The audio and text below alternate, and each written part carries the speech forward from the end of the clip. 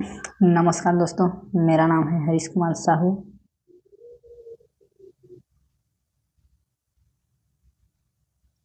और मैं आप लोग को क्लास 10th का मैथ्स पढ़ाता हूँ जो कि CGB बोर्ड का है। ठीक है दोस्तों, तो चलिए हम पढ़ रहे हैं अध्याय 2। तो इसके अंतर्गत हमें उदाहरण क्रमांक 16 को हल करना है। तो चलिए दोस्तों, मैं आपको उदाहरण क्रमांक 16 को हल करके दिखाऊं। तो देखिए क्या बोलता है उदाहरण क्रमांक 16। बोलता है कि एक त्रिभुज ABC में कोण एक बराबर x अंश, कोण B बराबर 3x अंश और कोण C बराबर y अंश है। यदि 3y अंश ऋण 5x अंश का बराबर 30 अंश हो तब सिद्ध कीजिए कि यह एक समकोण त्रिभुज है। ठीक है, समकोण त्रिभुज है मतलब तीनों कोणों में से कोई एक कोण क्या होगा, 90 अंश का होगा। तो चलिए दोस्तों, इसमें हम ज्ञात करते हैं कि कौन सा कोण इसका 90 अंश का है, तब यह सिद्ध हो जाएगा कि यह एक समकोण त्रिभुज है। तो यहाँ पर हम लिखते हैं हल। हल लिखने के बाद हम लिखेंगे दिया गया है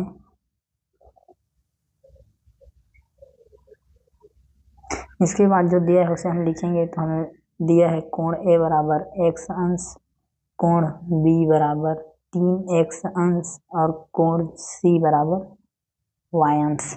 ठीक है दोस्तों, अब आपको ज्ञात ही होगा कि त्रिभुज के तीनों कोणों का योग 180 अंश होता है। तो यहाँ पर हम लिखेंगे कि हमें ज्ञात है कि त्रिभुज के तीनों कोणों का योग 180 अंश होता है। ठीक है, अतः क्या हो जाएगा, तीनों कोणों को जब जोड़ेंगे,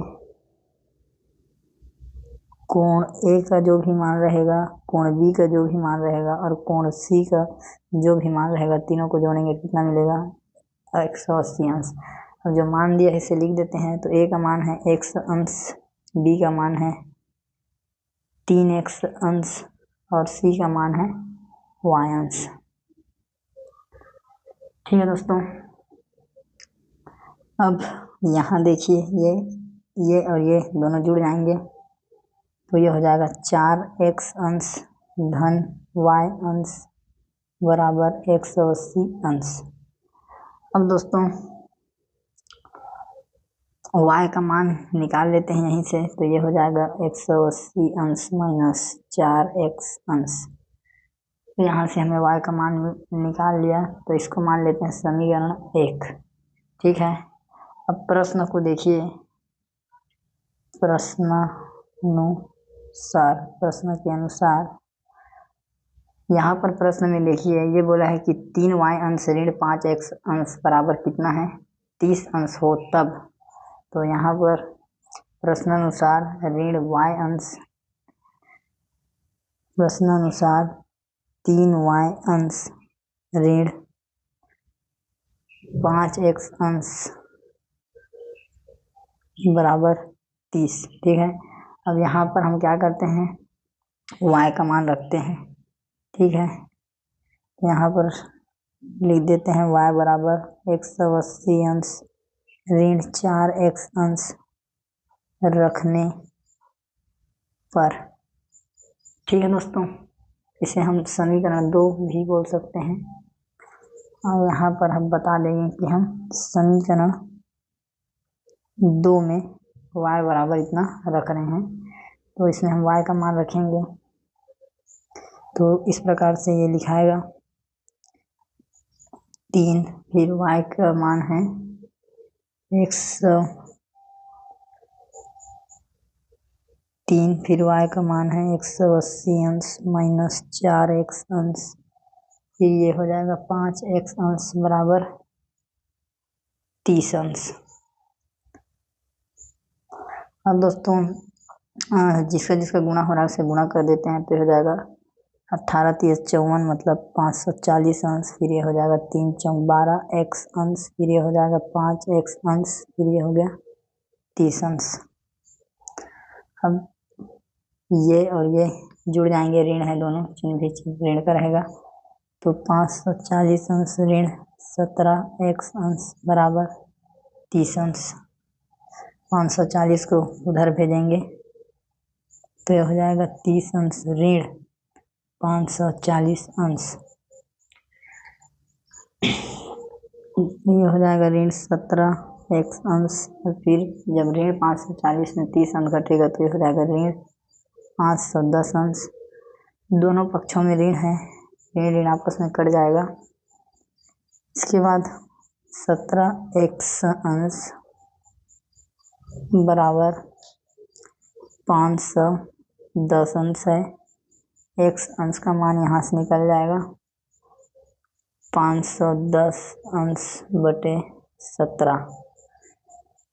तो जब इसमें भाग देंगे तो हमें x का मान जो मिलेगा वो 17 एकम 17, 17 3 51 शून्य, तो x का मान मिला हमको 30 अंश। ठीक है दोस्तों, तो हमें x अंश का मान पता चल चुका है। अब इस x अंश के मान को हम कहाँ रखेंगे, ये समीकरण 1 में, तब हमें y अंश का मान पता चलेगा। ठीक है, तो यहाँ पे हम लिखते हैं कि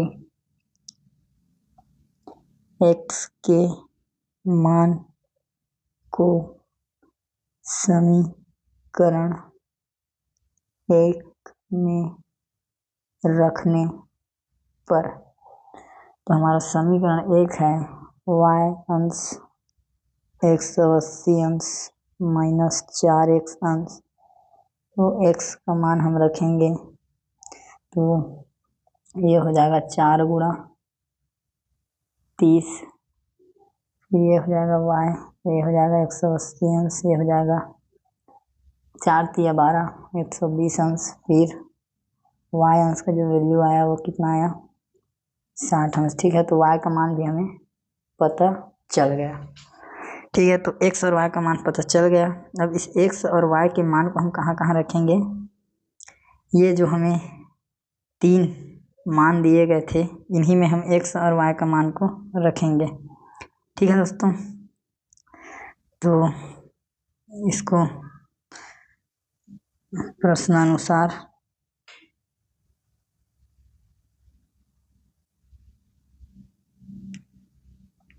लिखते हैं हम यहाँ पे।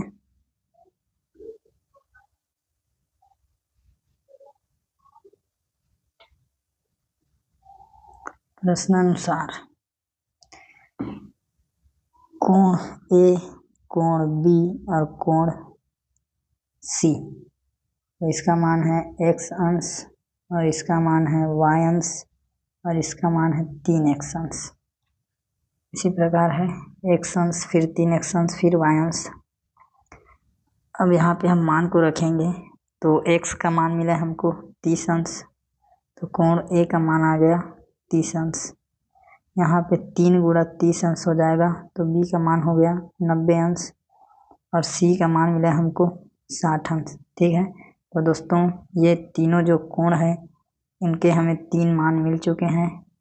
ठीक है, और इस कोण में देखिए ये जो कोण B है ये वाला 90 अंश का है। ठीक है, तो यहाँ पे हम बोल सकते हैं कि दिए गए त्रिभुज में कोण B बराबर 90 अंश है, अतः यह एक समकोण त्रिभुज है। ठीक है दोस्तों, यही हमें सिद्ध करने बोला था कि सिद्ध कीजिए यह एक समकोण त्रिभुज है। तो कोण B का मान हमको मिल गया 90 अंश, तो इससे सिद्ध हो गया। ठीक है, तो दोस्तों बहुत ही आसान है। उम्मीद करता हूँ आपको समझा पाया हूँ, आपको अच्छे से समझ में आया है। दोस्तों उदाहरणों को भी पढ़ना बहुत ज़रूरी है, क्योंकि उदाहरण से भी प्रश्न पूछे जाते हैं और इनसे हमें प्रश्नों को हल करने का आइडिया हो जाता है। तो बहुत बहुत आपका धन्यवाद दोस्तों, वीडियो को देखने के लिए। ज़्यादा से ज़्यादा आप इसे शेयर करें, लाइक करें और चैनल पर बने रहने के लिए चैनल को सब्सक्राइब करें। ठीक है दोस्तों, मिलेंगे नेक्स्ट वीडियो में, तब तक के लिए जय हिंद, वंदे मातरम।